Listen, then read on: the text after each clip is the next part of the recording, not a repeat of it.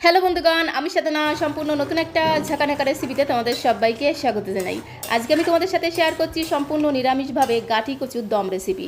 নিরামিষের দিনে যদি এইভাবে গাঠি কচু রান্না করা হয়, থালার সবটুকু ভাত শুধু গাঠি কচুর এই রেসিপিটা দিয়েই খাওয়া হয়ে যাবে। খেতে এতটাই টেস্টি হয়। তো রেসিপিটি প্রথম থেকে শেষ পর্যন্ত দেখার অনুরোধ রইল। কোথাও স্কিপ করো না কিন্তু, তাহলে আসল জায়গাগুলো মিস করে যাবে। তো চলো দেখে নিয়ে যাক আজকের রেসিপি। তো বন্ধুগণ, রেসিপিটি বানানোর জন্য এখানে আমি নিয়েছি মাত্র 500 গ্রাম গাঠি কচু। তবে গাঠি কচুর পরিমাণটা তোমরা আরও বাড়িয়ে অথবা কমিয়ে নিতে পারো, তাতে কোনো সমস্যা নেই। প্রথমে এই গাঠি কচুগুলোকে 4-5 বার খুব ভালো করে জল দিয়ে ধুয়ে নিতে হবে, কারণ গাঠি কচু যেহেতু মাটির নিচে থাকে, প্রচুর পরিমাণে কাদামাটি লেগে থাকে, সেগুলোকে খুব ভালো করে জল দিয়ে ধুয়ে পরিষ্কার করে তারপরে গাঠি কচুর গায়ে যে খোসাটা আছে সেটাকে একদম ঝাঁকানাকা করে ছুলে নিতে হবে। আমি তো আমার সুবিধা মতো পিলারের সাহায্যে সমস্ত কচুর খোসাগুলোকে দেখো খুব সুন্দর করে ছুলে নিলাম। তোমরা তোমাদের সুবিধা মতো বটি দিয়েও ছুলে নিতে পারো, তাতে কোনো সমস্যা নেই। সাথে নিয়েছি একটা বড় সাইজের আলুর খোসাটাকে খুব সুন্দর করে ছাড়িয়ে জল দিয়ে ধুয়ে নিয়েছিলাম। তো তারপরে আলুটাকে একটু বড় বড় পিস করে কেটে নেবো, জাস্ট এইভাবে একটু চৌকো চৌকো পিস করে কেটে নেব। গাঠি কচুর এই নিরামিষ রেসিপিতে যদি একটু আলু দেওয়া হয়, খেতে কিন্তু দারুণ লাগে। আলুটাকে খুব সুন্দর করে দেখো চৌকো চৌকো করে কেটে নিলাম। সাথে আমি গাঠি কচুগুলোকে মাঝখান থেকে জাস্ট এক ফালি করে কেটে নেব।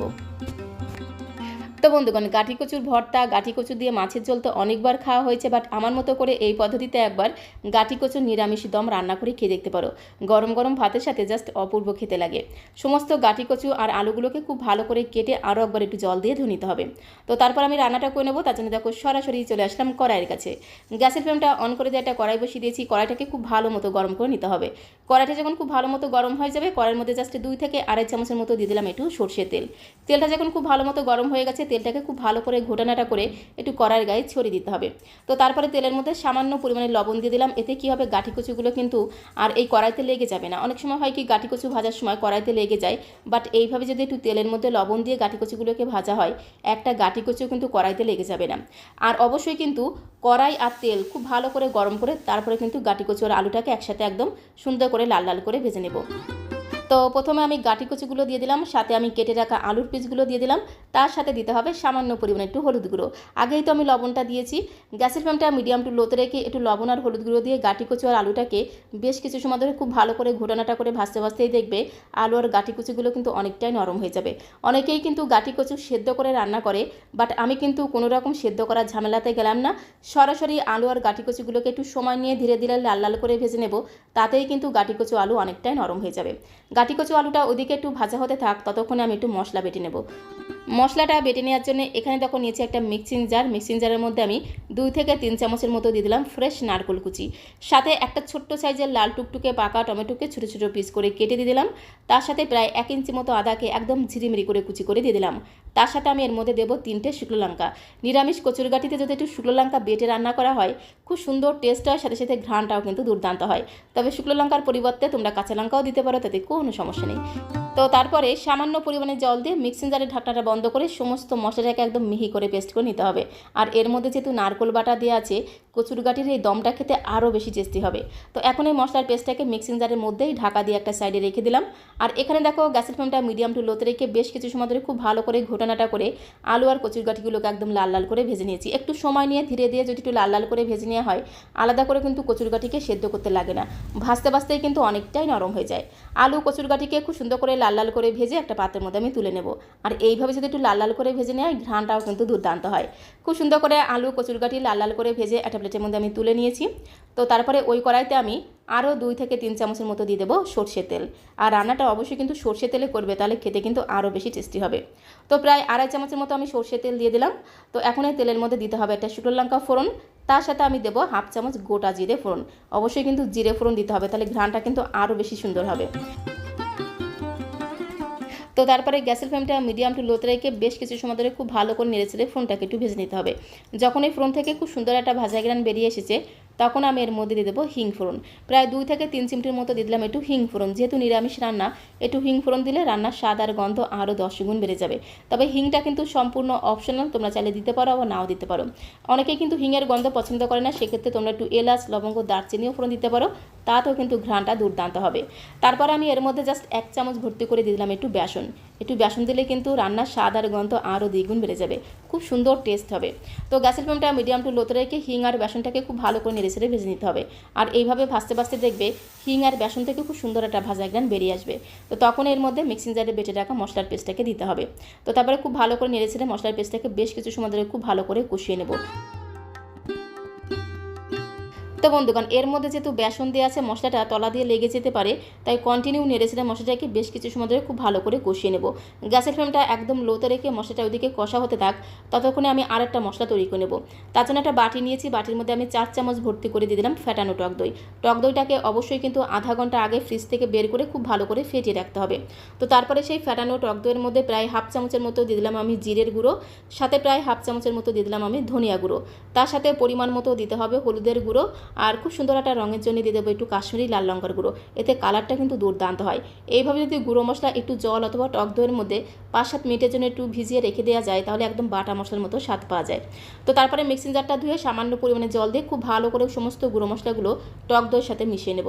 খুব সুন্দর করে একটা চামচের সাহায্যে একদম ঘোটানাটা করে মিশিয়ে নিতে হবে। এইভাবে একবার তোমরা মশলা তৈরি করে কচুরগাঠির এই রেসিপিটা বানিয়ে খেয়ে দেখতে পারো, খেতে কিন্তু অসাধারণ টেস্টি হয়।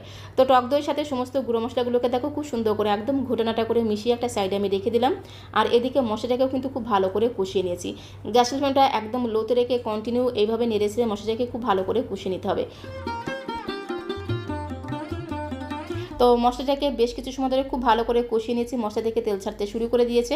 তখন আমি এর মধ্যে হাফ চামচ দিয়ে দিলাম চিনি। যেহেতু নিরামিষ রান্না, একটু চিনি কিন্তু অবশ্যই দিতে হবে, তাহলে বেশ একটু হালকা মিষ্টি মিষ্টি খেতে হবে, খেতে কিন্তু দারুণ লাগবে। তো হাফ চামচ চিনি দিলাম, তার সাথে আমি টক দইয়ের মশলাটাকে দিয়ে খুব ভালো করে ঘোটানাটা করে বেশ কিছু সময় ধরে কষিয়ে নেব। যেহেতু টক দই দিয়েছি, এই সময় কিন্তু গ্যাসের ফ্লেমটা একদম লোতে রাখতে হবে, গ্যাসের ফ্লেমটা কিন্তু বাড়ানো যাবে না, তাহলে টক দইটা কেটে যেতে পারে। গ্যাসের ফ্লেমটা একদম লোতে রেখে মিনিটখানেক সময় ধরে টক দইটাকে খুব ভালো করে মেশানো হয়ে গেলে এর মধ্যে আমি জাস্ট হাফ চামচের মতো দিয়ে দিলাম কসুরি মেথি। একটুখানি কসুরি মেথি দিলে নিরামিষ কচুরিগাঠির স্বাদ আর গন্ধ আরও দ্বিগুণ বেড়ে যাবে। তো কসুরি মেথি দিয়ে খুব ভালো করে মিশিয়ে নিলাম। মশলা থেকে দেখো তেল ছাড়তে শুরু করে দিয়েছে। তো তারপরে এর মধ্যে আমি 4টে দিয়ে দিলাম চেরা কাঁচা লঙ্কা। এই কাঁচা লঙ্কাগুলো গরম গরম ভাতের সাথে ডোলে মেখে খেতে দারুণ লাগে। তার সাথে আগে থেকে ভেজে রাখা কচুরিগাঠি আলুর পিসগুলোকে দিয়ে খুব ভালো করে মশলার সাথে মিশিয়ে নেব। যাকে বলে এদিক ওদিক যেদিক সেদিক খুব সুন্দর করে মশলার সাথে মিশিয়ে নিতে হবে। গ্যাসের ফ্লেমটা কিন্তু বাড়ানো যাবে না, গ্যাসের ফ্লেমটা কিন্তু একদম লোতে রাখতে হবে। তো গ্যাসের ফ্লেমটা একদম লোতে রেখে কচুরিগাঠি আলুটাকে খুব ভালো করে মশলার সাথে মেশানো হয়ে গেলে একটু ধামাচাপা দিয়ে রাখতে হবে। মানে ঢাকনাটা বন্ধ করে গ্যাসের ফ্লেমটা একদম লোতে রেখে 3 থেকে 4 মিনিট এইভাবে রেখে দিতে হবে। এতে কিন্তু কচুরিগাঠি আলুটা খুব সুন্দরভাবে মশলার সাথে মজে যাবে, যার কারণে কচুরিগাঠি আলুটা খেতে কিন্তু আরও বেশি টেস্টি হবে। মাঝখানে 2-1 বার ঢাকা তুলে তুলে অবশ্যই কিন্তু একটু নেড়েচেড়ে মিশিয়ে নিতে হবে, নাহলে কিন্তু এইভাবে তলা দিয়ে পুড়ে যেতে পারে বা তলা দিয়ে লেগে যেতে পারে। এর মধ্যে যেহেতু বেসন দেওয়া আছে, টক দই দেওয়া আছে, তাই তলা দিয়ে লেগে যাবে। মাঝখানে 2-1 বার ঢাকা তুলে দিলে অবশ্যই কিন্তু একটু নেড়েচেড়ে মিশিয়ে নিতে হবে। তো 3-4 মিনিট পরে ঢাকনাটা তুলে খুব ভালো করে মেশানো হয়ে গেলে এর মধ্যে অবশ্যই কিন্তু গরম জল দিতে হবে। তো পরিমাণ মতো গরম জল দিয়ে খুব ভালো করে মিশিয়ে নেব। খুব বেশি একদম ঝোল ঝোল করবো না, একটু মাখো মাখো দমের মতো রান্না করব, সে আন্দাজে পরিমাণ মতো গরম জল দিয়ে খুব ভালো করে মিশিয়ে নেব। একটুখানি ঝোলের পরিমাণটা প্রথম দিকে একটু বেশি দিতে হবে, কারণ কচুরিগাঠি আলুটা খুব ভালো মতো সেদ্ধ হবে, তাই ঝোলের পরিমাণটা প্রথম দিকে একটু বেশি করে দিতে হবে। আর এই সময় একটু চেক করে দেখতে হবে নুন মিষ্টি সব ঠিকঠাক আছে কিনা। প্রথম দিকে যদি লবণের পরিমাণটা ঠিকঠাক থাকে, তাহলে কচুরিগাঠি আলুটাও কিন্তু একদম ঠিকঠাক মতো সেদ্ধ হয়ে যাবে। তো চেক করে দেখলাম নুনের পরিমাণটা মিষ্টির পরিমাণটা একটু কম মনে হলো, তাই স্বাদ মতো আরেকটুখানি লবণ সাথে আরেকটুখানি চিনি দিয়ে খুব ভালো করে মিশিয়ে নেব। আর কালারটা দেখো কত সুন্দর হয়েছে। তো তারপরে ঢাকা দিয়ে গ্যাসের ফ্লেমটা মিডিয়াম টু লোতে রেখে 8 থেকে 10 মিনিট সময় ধরে কচুরিগাঠিটাকে রান্না করতে হবে। তবেই কিন্তু কচুরিগাঠি আলু খুব সুন্দরভাবে সেদ্ধ হয়ে গিয়ে একেবারেই কিন্তু নরম হয়ে যাবে। তো গ্যাসের ফ্লেমটা মিডিয়াম টু লোতে রেখে 8 থেকে 10 মিনিট সময় ধরে কচুরিগাঠি আলু খুব সুন্দরভাবে রান্না করে নিয়েছি। কচুরিগাঠি দেখো কত সুন্দর নরম হয়ে গেছে, একেবারেই কিন্তু নরম হয়ে গেছে। তো বন্ধুগণ, গাঠি কচু দিয়ে তুমি যাই রান্না করো না কেন সেটাই খেতে কিন্তু দারুণ টেস্টি হয়। তবে নিরামিষের দিনে আমার মতো করে এই পদ্ধতিতে একবার গাঠি কচুর দম রান্না করে খেয়ে দেখতে পারো, যাকে বলে স্বাদে গন্ধে ভরপুর। একবার বানিয়ে খেলে এর স্বাদ মুখে লেগে থাকবে। নামানোর আগে জাস্ট সামান্য পরিমাণে একটু গরম মশলার গুঁড়ো দিয়ে খুব ভালো করে ঘোরানাটা করে মিশিয়ে নিয়েই কিন্তু গ্যাসের ফ্লেমটা বন্ধ করে দেবো। গ্যাসের ফ্লেমটা বন্ধ করে দিলাম। স্বাদে গন্ধে ভরপুর দারুণ টেস্টি গাঠি কচুর দম কিন্তু একদমই রেডি হয়ে গেছে। এইভাবে গাঠি কচুর দম রান্না করলে গরম গরম ভাতের সাথে আর কিচ্ছু লাগবে না, শুধু গাঠি কচুর দম দিয়েই কিন্তু থালার সবটুকু ভাত নিমেষেই খাওয়া হয়ে যাবে। তো তারপরে একটা বোলের মধ্যে আমি সার্ভ করে দেবো। সার্ভ করতে করতে তোমাদের কাছে রিকোয়েস্ট করব, আজকের এই নিরামিষ গাঠি কচুর দম রেসিপিটা তোমাদের কাছে কেমন লাগলো অবশ্যই কমেন্ট বক্সে লিখে জানিও। ভালো লাগলে একটা লাইক আর শেয়ার করে দেওয়ার অনুরোধ রইল। আর নতুন বন্ধু হয়ে থাকলে চ্যানেলটিকে সাবস্ক্রাইব করে দিয়ে পাশে থাকার অনুরোধ রইল। তাহলে যখন এরকম সুন্দর সুন্দর নতুন নতুন রেসিপি আপলোড করব, সঙ্গে সঙ্গে নোটিফিকেশন আগে তোমার কাছে পৌঁছে যাবে। একটি কচু তোমাদের আরও একবার চেপে দেখিয়ে দিলাম, দেখো কত সুন্দর নরম হয়ে গেছে। তো আজকের মতো এই পর্যন্ত, সবাইকে অসংখ্য অসংখ্য ধন্যবাদ।